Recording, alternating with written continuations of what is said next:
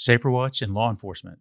SaferWatch is a powerful tool that enhances public safety by improving communication between law enforcement and the community it serves. Through the SaferWatch platform, agencies can send real-time emergency and non-emergency alerts, keeping residents and visitors informed about critical incidents, safety advisories, and community updates.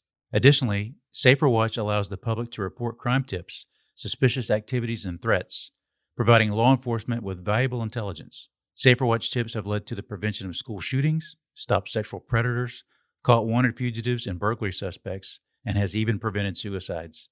This easy-to-use two-way communication tool ensures faster response times and helps protect the community proactively. By empowering both citizens and law enforcement, SaferWatch fosters a safer, more connected community. For more information, visit SaferWatchApp.com or download the free SaferWatch app on iOS or Android.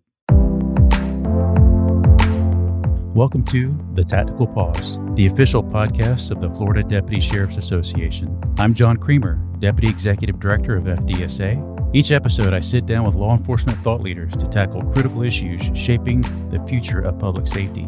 Together, we'll explore key topics that empower law enforcement professionals to navigate challenges, lead with confidence, and advance their careers. Take a pause, gain valuable insights, and lead your career with purpose. Thanks for listening. Joining me today is my good friend and former coworker, David Odom. And David is the director of the Consolidated Dispatch Agency in Tallahassee. Dave, thanks for joining us today. I appreciate your time and effort. Yeah, I'm glad to be here, John. First of all, it's just good to reconnect, and those long-standing relationships are always nice, I tell you. Thank you. Yeah. So for our listeners, a lot of people that I interview, somehow we crossed paths back in Tallahassee, Florida, and David and I worked together at TPD. I was there from 92 to 2007, and David, you retired there from a major just technically 2 years ago, is that right? Yeah, about a year and a half ago now. Yeah. I retired as a major. Yeah.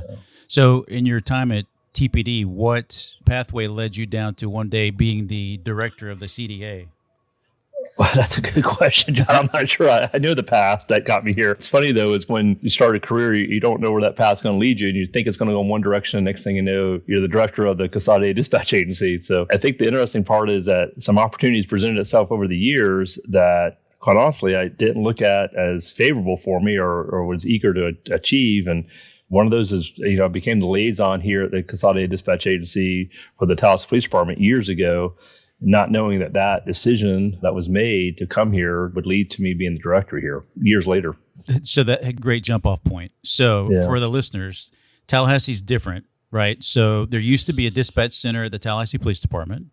There used to be a dispatch center years ago at the Tallahassee Fire Department. Leon County Sheriff's Office had their own, and I don't know who dispatched for EMS back in the day. I think it was TPD. So at some point, those entities came together under one body. So can you tell the listeners, what is the CDA? What's its origin? What's it look like? And who do you work for? Yeah, great questions. Yeah, it is very unique here in Leon County. And what happened was in 2013, after a lot of political wrangling here, if you will, in 2013, the Consolidated Dispatch Agency was created. It was done through an interlocal agreement between the city of Tallahassee, Leon County, and the Leon County Sheriff's Office. And that agreement established this organization where they would be the single point of access into communications and 911 communications. We obviously manage the Sheriff's Office, Tallahassee Police Department, Tallahassee Fire, and Leon County EMS emergency communications.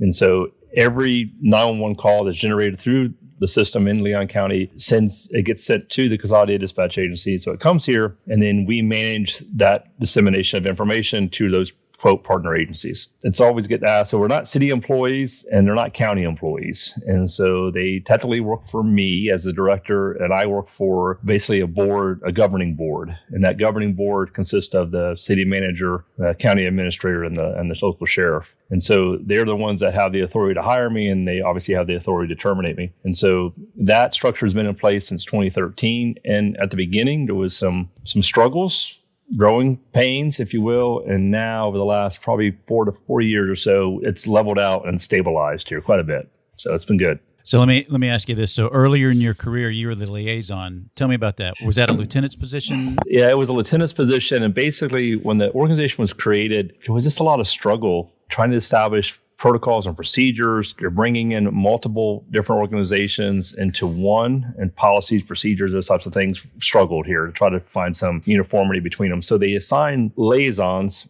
from each agency to come here and represent their independent organization to say, hey, this is what we need as an organization. In my case, the Tallahassee Police Department. And so I was a liaison here as a lieutenant, and I did that for a number of years, trying to help build this back infrastructure, if you will, of how to manage this and support the individual agencies. So I did that role, and I go back to it. There was a lot of struggle during that time period. The sheriff's office did things different than within the police department, and fire had different demands than what EMS had. And so to try to kind of meld all that together operationally and politically was a challenge. So when you were there as the liaison, as a lieutenant, was that early in the beginning of the CDA, or was that the beginning, or a year or two in, or do you remember? Yeah, I got here about year 4 as a liaison, and I was here for 3 years. So I went through about 2.5 years. So I was here for a couple of years here. So from between year 4 and 6.5 is when I got here as a liaison. Okay. Yeah. And now is a regional or countywide dispatch center, is that an anomaly in Florida? Yeah, it's an anomaly in the way it's set up. And other counties have, a unified single point of entry into 911 communications. The way we're set up is a little different because we're not associated with an organization. To get to me, for example, if you needed to get to the director of your 911 communication center, you would go through a sheriff or a police chief to get to a captain, and the captain would oversee it. Here it's a little different because we're an equal partner at the table. And so I meet with the sheriff and the chiefs and the directors as a co-partner here. And so that's a different structure. And quite honestly, I'm not sure I would go back to a different structure than this. To have the communications world kind of sitting at the table, because it's a single point of what happens in this community, everything comes through this 911 center. Any emergent incident, it generates out of here. And so if a police chief wants to get a hold of me, they call me directly. They don't go through, for example, a sheriff to get to a captain to get to their communications there. They call me directly. And that's a different structure, and it's a very effective structure, quite honestly. From a technology standpoint, in my travels and in my time in Volusia County and Daytona Beach, we had a countywide dispatch center, and it was run by the sheriff's office, partially funded by the county, but ran by the sheriff's office. And there was a division chief that oversaw it, and then there was somebody similar to you, and you're right. So if I was the police chief in that county and I had an issue with how a call was handled or how we wanted to change a procedure, let's say we were having some issue with robberies and I wanted the robberies dispatched silently or something just specifically for my county or my police department, I couldn't do that because the sheriff's office has, this is how we do it, period. So that setup is different from yours because, like you said, you're independent and you kind of answer to everybody. So you could tailor some things like that if there was just some specific incident. So there's, right? Yeah, and you bring up a very good point, and that's the benefit of the setup that we have is that there's more, there's two ways. From the police chief's perspective, they have more influence on what actually happens in the communication center. As a director here, I've got multiple bosses and multiple individuals that we're trying to work and trying to mitigate through their issues. And so as a director, it's a little more challenging because I've got so many different people we're trying to please. However, I would argue this point, though, is when, recently we had a very critical incident on Florida State University campus, a shooting incident happens. That call generates a lot of obviously volume here within the communication center. But for me, I directly call the police chief, the fire chief, EMS director, in this case, the city manager and the county administrator, and I'm communicating with all 5 of those partners and 6 of those partners at times to say, hey, this is where we are. And so there is no message issue here, that they're getting it directly from me. This is where we are. This is what's happening. And so they all are responding and they all have a responsibility to respond effectively. And so they're getting that direct information. And that's different than maybe the setup that's in Volusia County where you're going through, quote, the sheriff's office to get to your communication center. So it's different.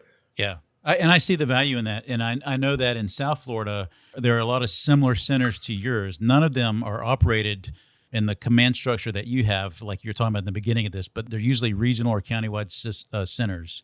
So Correct. That makes sense to me with all the municipalities and counties. And that way we used to call it one choke point, right? It all goes through you. You're responsible. You handle it. And that way it's not spaghetti noodles on the wall. And that you make a very valid point. The good thing about that, though, is that I'm accountable to every one of those individuals. Yeah. Right. And so they have a faith in me, but there's accountability. Now, I will say this, though, the challenge in this setup is really the director's job, is the job that I have. And give you perspective, when I was asked to be the director here at the Consolidated Dispatch Agency, I was at year 8 of the creation of this organization. And I was the 8th director in 8 years. So like, oh my gosh, what happened here? And the setup is important to understand that the director has to have the faith of all the partners involved. And if you don't, it's not going to work. I retired from the police department. Obviously, that's my home. That's where I grew up. And so for me, I have to show that, hey, yes, I care about the Tallahassee Police Department, but just as importantly, I should care about the other entities that I represent. And so I kind of claim that, hey, we're a little bit of New Switzerland here because I need to make sure we appease everybody here, not just one over the other. And I think that was created by relationships that were had 30 years ago like my relationship with you. It started then and not 3 months earlier before I got the job. So. Yeah. And in some ways, the way I see it is we always talked about silos. There's still silos in law enforcement and fire, but your organization is not a silo at all. You're transparent. You're an open book and openly accessed by all the entities. And I think in some ways that's how we should do things, is no more silos. And a good way we went around that was, quite honestly, was having the liaisons inside the organization. And so when we talked about the liaisons, it wasn't, hey, we have a liaison who's kind of our go-between between the CDA and the sheriff's office or fire, whoever it may be. No, they're physically here. I have an office for them here inside my space. And so they come here, they work out of this building, they work out of this space, they're engaged with what's happening on staff. They help us when we start to change things, and operationally for, how are we going to do radio channels and things of that nature. And so, but when we have a critical incident, they're also here. And so they're physically here within the room. And so you don't see a lot of, quote, police department personnel embedded into the sheriff's office communications center to make sure they're represented. Or you can take any example. So what we do is we try to make sure that we have representation from all the partners inside the organization every day, blue skies or dark skies every day. That's something that other people should look at. I think what you're doing is the way to go. Let's talk about like infrastructure. So for our listeners, you're in Tallahassee, Florida. How big is your facility? How many employees, your budget, things like that? So we're about 500 square miles for us. The population here in Leon County is right at 300,000. For the communications center, we average about 500,000 calls a year. 200,000 of those calls are 911 emergent calls. And so structurally, we have 120 employees. 107 are full-time, the remainder are part-time employees. And the budget for us right now is $12.5 million is what our current budget stature is. And that covers everything from technology to personnel to everything associated with it, benefits, the whole package. The unique thing about us structurally here also is the fact that because we're not city employees, we're not county employees, they do not fall underneath, quote, a city healthcare benefit or a county healthcare benefit. We do that all internally. I negotiate all that with our healthcare benefits, pay raises. That's all done through me. So whatever the pay raise the county may get may not be the pay raise we get, and vice versa from the city. And so all that's done through us as an independent organization. So structurally, it's a little different associated with that, but that's how we kind of run. And I didn't know that last part. I didn't know that. So interesting. For our listeners too, what does the phrase PSAP mean? Yeah, PSAP is a public safety answering point. And it's where all 911 calls originate and go through. Is when you call 911, the 911 system routes that call to, quote, a public safety answering point, which is referred to as a PSAP. Okay, so you just talked about some of the demographics and the visitors that come to Tallahassee and Leon County. That doesn't count ball games, homecomings, graduations, the legislature. Right.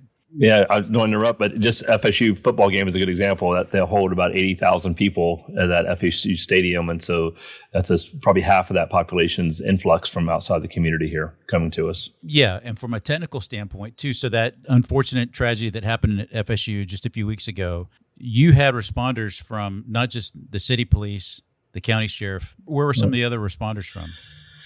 Well, give you a perspective here. On this particular day, on April 17th, at 11:58 is when that first 911 call came to us. And perspective-wise is we answered 800 calls within a 3-hour window. And our average call volume is about 50 an hour. And so we should have been around 400, 425, and we answered 800 calls. That volume of influx of just overwhelms our staff. But then we look at the responders that actually responded to that call. Lightheartedness here, but the conversation here in Leon County has been, if you were law enforcement, you ever were in law enforcement, you ever thought about being in law enforcement, you responded to that call. And so the best guess we have, and I know it's a guess, is that we had approximately 300 officers on scene at the height of the incident. And so we were having law enforcement from Capitol Police, FBI, ATF, Homeland Security, FAMU University sent folks there. Obviously, Tallahassee Police Department was there on scene extremely quickly. Florida State University, Leon County, it goes on. I even had personnel from the lottery. The sworn officers from the Florida Lottery were showing up. And even people that were not even here, they were here taking a training class. We had some folks at the FSA, Florida Sheriff's Association, attending class, left the class to respond to the university. I make a comment about this, that try to manage 300 officers. It's hard enough to manage what we currently have, and then we have that influx. It was very, very difficult.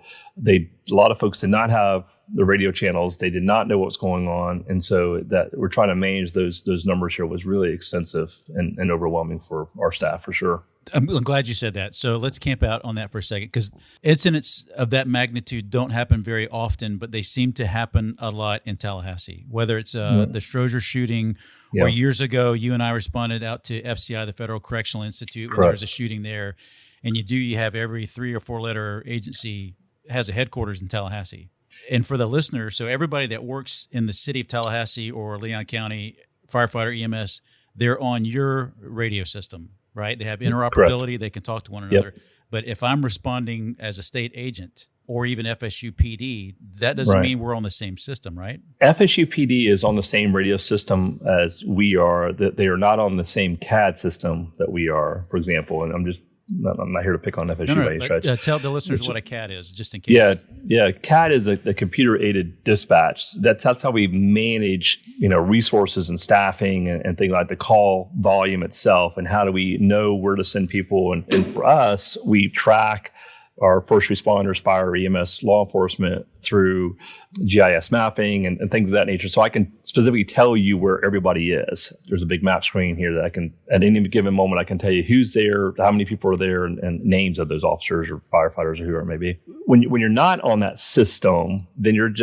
kind of a lone wolf here a little bit here, because I don't know where you are. You're not communicating with us. You're just there with maybe a signia saying that you're law enforcement and a rifle and a handgun or whatever it may be.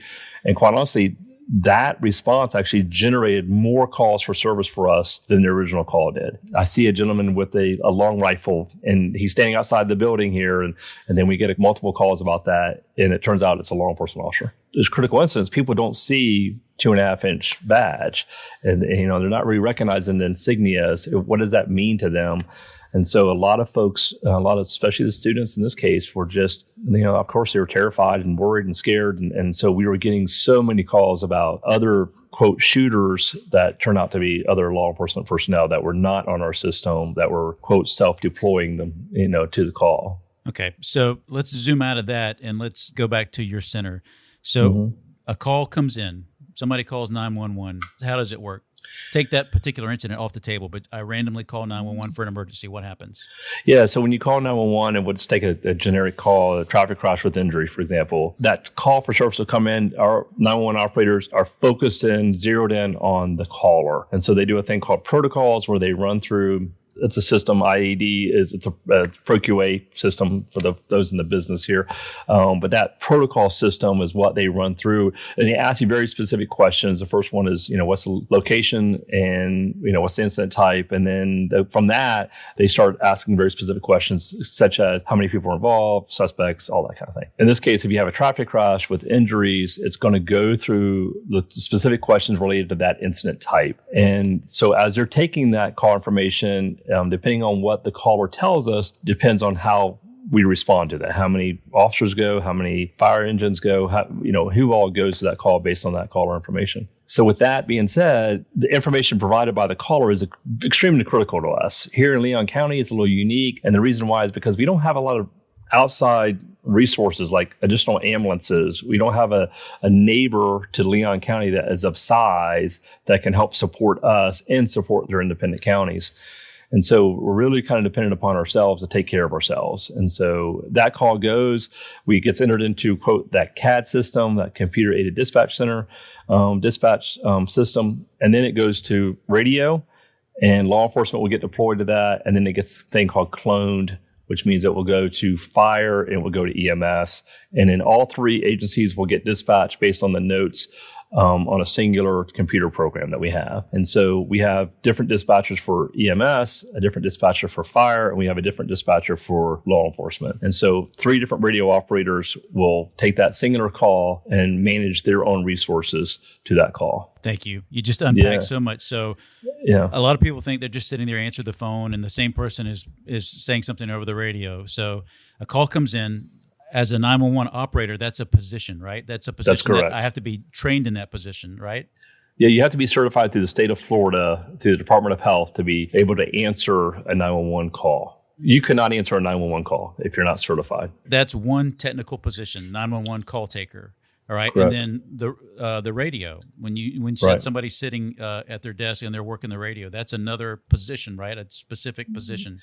That's another position that they have to be trained in. You got trained in as a 911 operator, and then after you complete that, then you have to be trained specifically to be a radio operator for law enforcement. All right. And then from there, if you, as the director, want to have a force multiplier, you would probably want to train me in fire and EMS as well, right? I would. Yes. Okay. So you would go from each position, and it's different training curriculum, different trainers, the whole thing. It's different for each position. And then fire and EMS, they talk differently than law enforcement, right? There's a different way. They do. Yeah. So as a dispatcher, as a telecommunicator coming in, how many hours of training am I going to receive? Ooh, yeah, that's a good question. To get through the basic academy, that's going to be 8 weeks, 40 hours a week just to get through that. So it ends up being about 236 hours ish, somewhere around that time frame. And then from there, you'll go to the 911 call taking position, and you'll spend 4 weeks there in that position, sitting next to somebody else, functioning in that position. You'll go to fire. Fire takes about 3 weeks, and then teletype, which is a technical channel where, you verify like individuals has a warrant for their arrest or a valid driver's license. I need a record by rotation, that kind of administrative tasking things. That's another 4 weeks. And the reason why is because that's a very technical job of understanding, how to read criminal histories and things of that nature. And then the last position is law enforcement radio, and that's going to be about 5 weeks on law enforcement radio. Out of all the positions within a communication center, law enforcement radio is the most difficult to learn and to work effectively. There's just a lot of volume. Things happen very, very quickly on the law enforcement radio channels. And so, for example, the FSU shooting, it happens very quickly. It's overwhelming. And so you really have to be proficient. No one has ever started out on law enforcement radio and been successful. So remember, I have a public education. So that's about 350 hours roughly of training that I would need to get to become certified and efficient and effective to be a telecommunicator.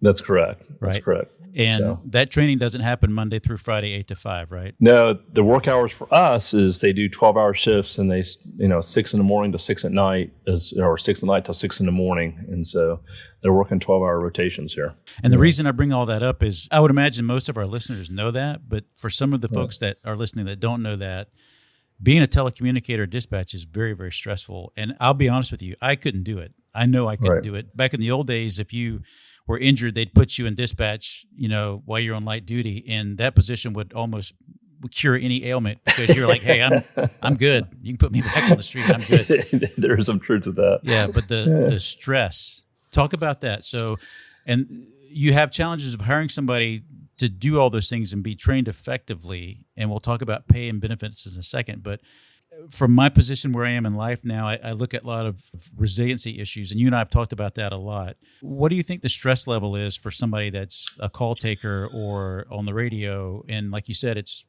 12 hours in a building. Yeah, it's a very good point. And that was one of the things that we looked at when I first got here was, the health and well-being of our staff or, our employees here. I always ask this question, and I give people perspective here. When I was in law enforcement, I was on the quote, the other side of the radio, and I would see things and hear things, but I could see context. It's all there in front of me and understand it. And so to have that kind of interaction every day. And the other part of that is that there's usually a closure to that. Did somebody get arrested? Are we still looking for them, or did they live?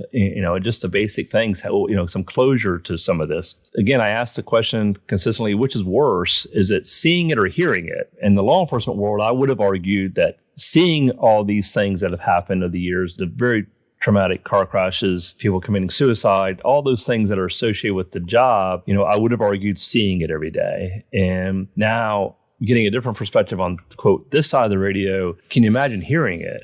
And when you hear it, those calls are coming in and you immediately visualize what's happening on scene. And then you visualize what's happening and you realize I can't do anything to help except send some other resources to the call. And so for them, there's this sense of helplessness. They don't have context to what's actually happening on scene. And more importantly, they just don't get closure, because once you called and I start sending resources, 30 seconds after I hang up the phone call, guess what? There's another call, another incident, another crisis. An average call taker for us will average about 100 to 120 calls a shift, what they'll average. And every one of those calls are calls for people asking for help. Sometimes they're screaming and crying for help. And there's this sense of helplessness that they experience every day when you get those calls. So the mental health of this profession is very, very difficult. And so we do a number of different things by hiring, we have peer support programs, hired a mental health counselor on staff, 40 hours a week, just to help kind of mitigate the stress of this profession.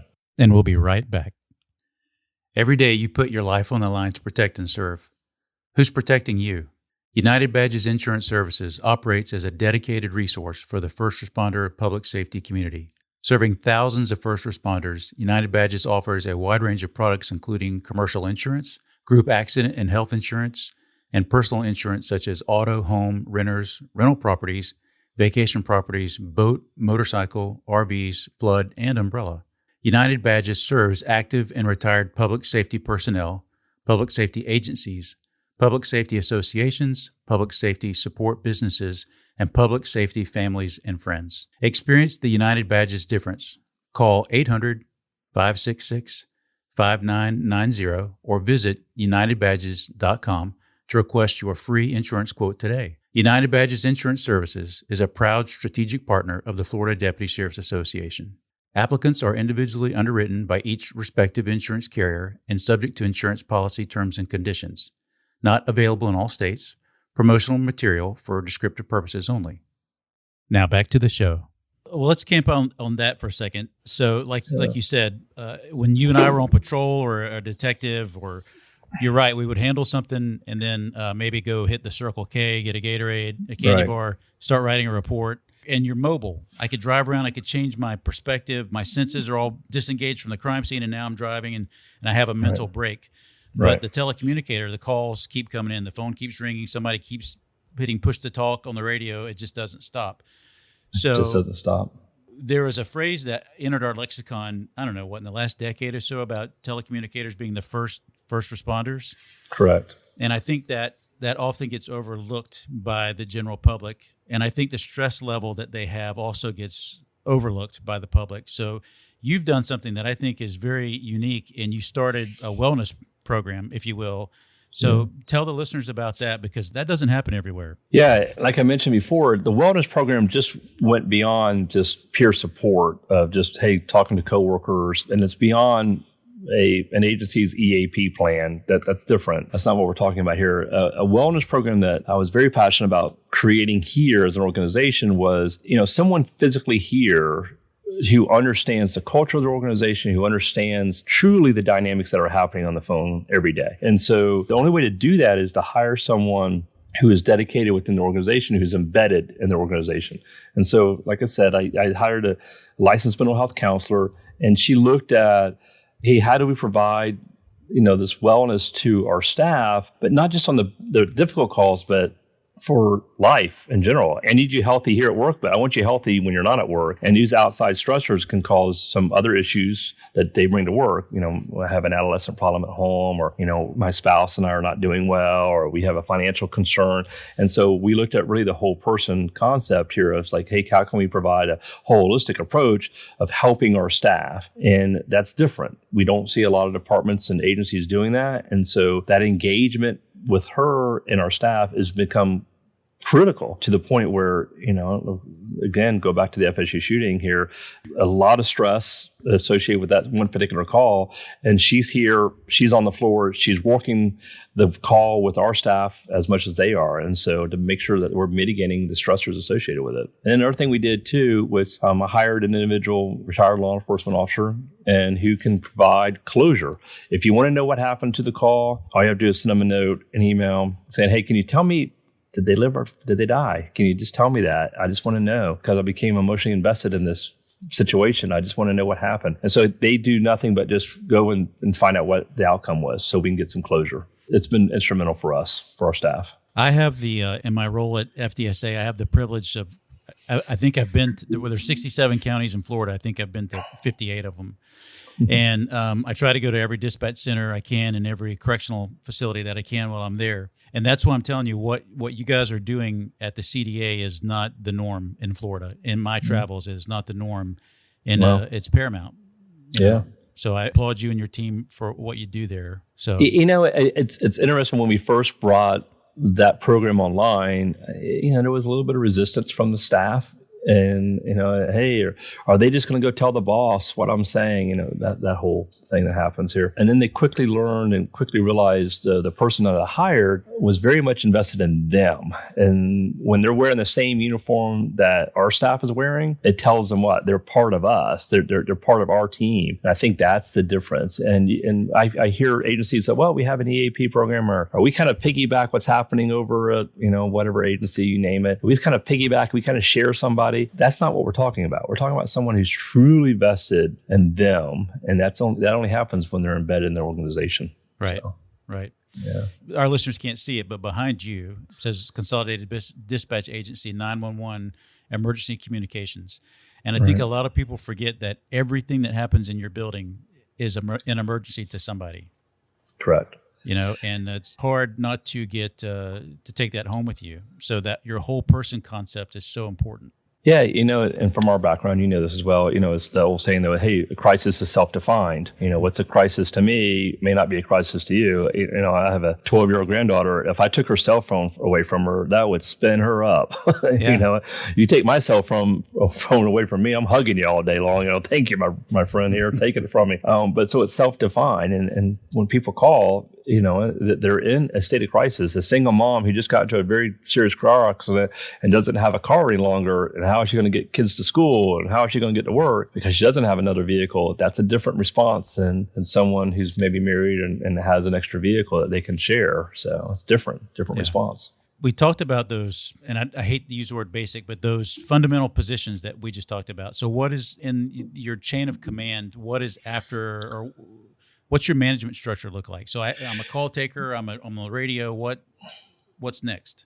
Yeah. So for us, it's a call taker, it's radio operators, teletype operators, fire EMS operators. And then obviously we have a certified training officer program where you train others and you get into this training arena, adjunct instructors for the academy, accreditation managers, that kind of collateral duties. There's a number of collateral duties here for us. You can be part of the truth verification examiner, which is how we hire people. And so then you go into a structure of a shift supervisor, which is a first line supervisor, quote, a sergeant, if you're looking at a typical agency here. Then you go into shift commanders, equivalent to a watch commander, and they run the shift itself, the entire shift. And then you get into executive leadership afterwards, and you become a bureau chief, one over operations or over administrative services, which is all the training, accreditation, professional development, those types of things. And then, we have administrative services, which is HR, budget, payroll, those types of folks here. So there's a bureau chief level there. And then you get into the deputy director level. And then you have a deputy director, and then we have the director's position here. And so it's very similar to other agencies when you talk about structure. There our other collateral duties that we're bringing online, which is new to us, and I'm not even sure, you and I have not had this conversation here, so I'm going to kind of spring it on you, buddy, is that we have a thing called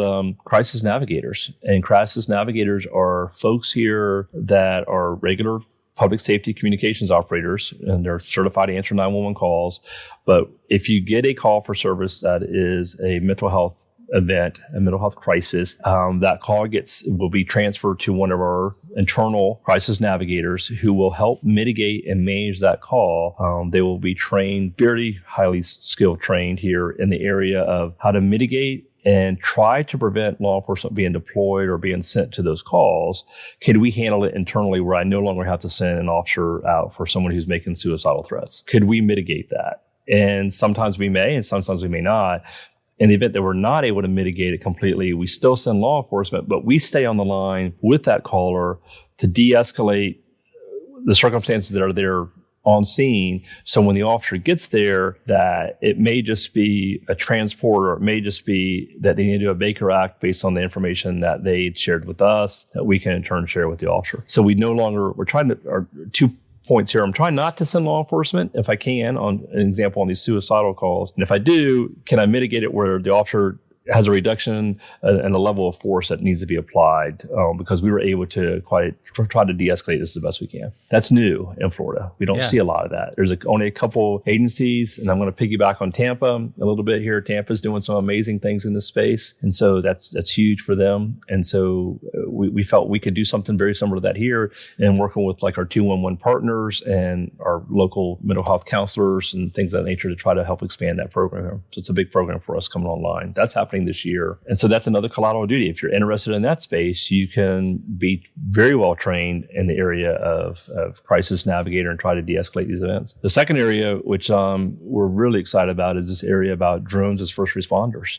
The drones as first responders is being deployed here within the Consolidated Dispatch Agency, where if someone calls 911 and it's a priority one call, it's a emergent call that's been designated through our CAD system, that computer-aided dispatch center system, that when that 911 call comes, we have drones pre-positioned on fire stations here in Leon County, and actually going into the schools, that drones will be pre-positioned there, and that we will deploy them off of that 911 call. And the way it's set up and designed here in Leon County is that we will have a drone on site within 90 seconds of that 911 call coming in. And so that drone will fly to that last 911 call location and give us some aerial footage.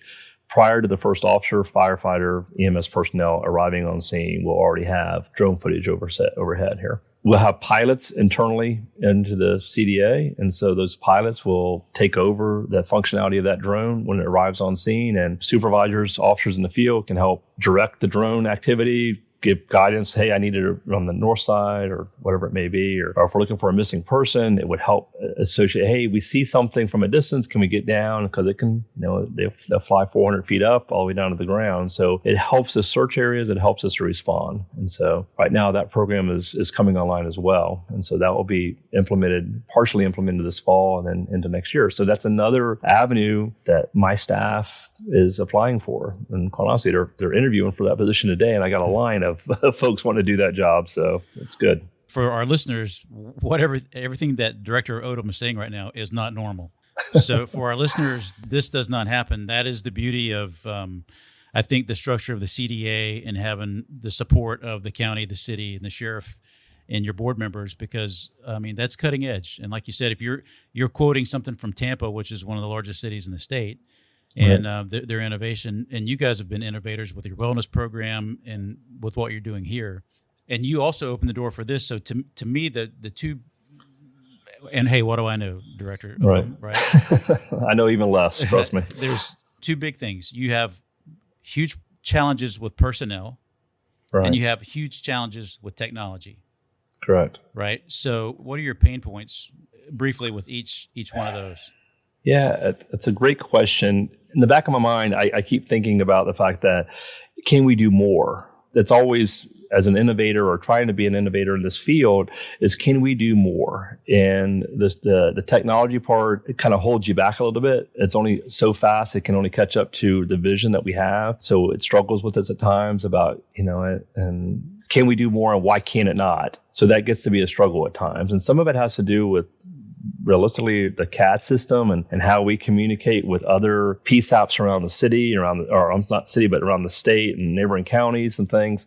And so that's always been a struggle is, how interoperable are we with our partners outside of the county? We're really good inside Leon County, but what about, Jefferson, Wakulla, or whatever our neighboring counties are here? How interoperable are we with them? And that's always been a struggle for me to get a better perspective of how we can do that. The personnel challenge is that, we're looking for a unique kind of person, a unique person who can multitask, be very disciplined on the information they get and how they disseminate that information. It's very detailed oriented individual here. And understanding that there's a vision here that they need to do more and how can they do more. And so finding the right mix of personality, skill set to do that has always been a challenge for us. We are finding some success here with some part-time employees, which is interesting. College students that, hey, I want to get in the field of public safety, going to school, but I want to start my career early. And so we're getting a good number of influx of folks that say, hey, listen, I want to be part of this. And I thought I was going to go in this direction. Next thing you know, I've got now a full-time employee who's embedded here for 3, 4, 5 years now. And so that's kind of changed the dynamics here for us internally here, is to look at some folks who may not have necessarily thought about 911 communications as more of a career path. And I think that model from when you and I started, hey, we'll just throw the person who's on light duty in the room, to no, the skill set's much greater than what it was 30 years ago. The requirements are much greater. The expectations are even greater. And so it's a different kind of dynamic for us. It's very different. I had a conversation with somebody 2 days ago about just that, and I was asking them, did they had any idea how much training a new dispatcher went through, and they had no idea. And even today with our conversation, you open up doors that I thought I knew about, but I didn't. I mean, it's a very technical job, and you're right. There's a unique person out there that would excel at that. So, yeah, I think that it goes back to the expectations no longer the same. I answer the phone with one hand, and I'll just relay it with the left hand over the radio. That expectations has been shattered here. The expectation today is, hey, the amount of volume and amount of information, that video footage that we're collecting, and from officers wearing their body-worn cameras and being sent into a communication center, and we're seeing it live, and how do we help support those officers live? And the drones is another good example. Those are just very, very technical skills that's not easily possessed, and so it's a lot of training involved in it. Yeah. Let me ask you this: so TPD, Tallahassee Police Department, and I think Leon County Sheriff's Office has like a Citizens Academy. Sure. Is there a Citizens Academy that you're affiliated with? Yeah. So what we do is we have created a training program, or a community outreach program, if you will, of folks coming in and actually experiencing what our communications operators are doing. They'll sit and they'll listen to actual live calls. They'll engage with our operators. And back in the day in law enforcement, we would say, hey, they'll do a ride along. Well, now we do sit-alongs. So you sit with our staff. So it's not as catchy, but so they come in, they do that, and then they'll listen to live calls. And the takeaway from that experience, the general theme is that I didn't realize. I didn't have an understanding of how involved it is, or I just took it for granted. I call 911, someone's going to answer. And the question is, who is that someone is always the answer of, it's a very special, unique person who's doing that. And so I think they walk out of the room with a completely different perspective. Yeah. So, what about new deputies or firefighters or police officers? Do they come over and... They do. Part of their field training officer programs, they'll send their staff over and they'll stay with us for about 4 to 5 hours. We'll stay so they can engage and see what the actual functionality is here. And then in turn, we do the same. So if I hire you as a new telecommunications operator, you're going to go ride with law enforcement for a day. You're going to go ride with Tallahassee, in this case, Tallahassee Fire Department for a day, and then you're going to go ride with EMS for a day. Because I want you to understand the other side of the radio, how important that information is that you're giving them, and that how critical they need it and how accurate it has to be. And so I want them to have that perspective also. And so it works both directions. Yeah, I know you're going to send them to me, but I'm going to send mine to you also. Yeah, so absolutely. It's different. Yeah. How would somebody in the community find out more? They could go to the Citizens Academy that you're speaking of, but if I wanted to work there, David, what would I do? Yeah, so there's 2 ways to do it. The easiest way to do it is just go to the website, which is 911 Leon. It's pretty simple. 911 Leon, and you get directed to our website, the Consolidated Dispatch Agency website. You can do that, or you can call the office here, it's 850-606-5800. And you ask to talk to one of the recruiters. We have a couple of recruiters and community outreach group here that do nothing but just recruit for us to try to bring on good staff. And what about if I was in the community and I wanted to come do a good deed for your folks? How could I help with that? Yeah, for that, I would just, again, direct you to the phone and call it the 850-606-5800 and ask for Ellen Hutzel. And she's kind of our community outreach person who really kind of engages with the public to help support it. We do have a number of people that come and help, especially around the holidays and things. But, I'll go back to it. The folks here, and you know this as well as I do, John, is that when you're in uniform, out in the field, working for 30 years, people would come up to you and just say, hey, I just want to give you a moment and say thank you. I appreciate the work you're doing. And I just appreciate you being here. We don't get a lot of that here in the communication. They're just out of sight. People just don't have the context. And you go to church with folks, you go to, you see them at the mall or you see them at Publix or the shopping centers, and you don't even know that they're the 911 operators, and you kind of lose sight of that. And so folks engaging with their communication centers is important. I always make it a thing when around the holidays, and no matter where I am, whether I'm here or with family at outside of the city limits or outside of the county, I have my grandkids call the communication center to tell them thank you. Just to say, hey, I don't want you to be forgotten on Thanksgiving and Christmas and those big holidays that, hey, I just want to take a moment to say thank you because we're out having a good time on Memorial Day and you're working. And so we always take the time to thank them. So that's huge. That's huge. In closing, let me offer this to you as well. So, at the Florida Deputy Sheriff's Association, one of the things that we do is training. We do training all over the state. It's always free. Your folks are always welcome. I send a lot of information over to Ellen and to disseminate. And I know it's hard to get people away from, their primary job to go to additional training, but I just invite you and all your staff to maybe download our app or go to our webpage. We do a lot of leadership. We do a lot of resiliency. You and Perfect. I have a lot of the same contacts, and they come in, and you guys are always welcome because leadership is leadership, whether it's at Target, the CDA, or a sheriff's office, and resiliency is the same. So. Well, I appreciate that, John. I really do. And all that outside resources are really critical for us. That's how we sustain and motivate our staff here. And I'll be honest with you, they feel intimidated going to a room with a bunch of deputy sheriffs. And, they're like, wait, am I supposed to be here? Am I allowed to be here? And so they feel a little intimidated. So the fact that you're opening your doors to us just kind of builds that bridge a little bit more for us. So we appreciate it. Oh, yeah, hands down. And there are certain dispatchers that probably saved my life or saved my career somewhere along the way. And they are the first responders, and I'm grateful.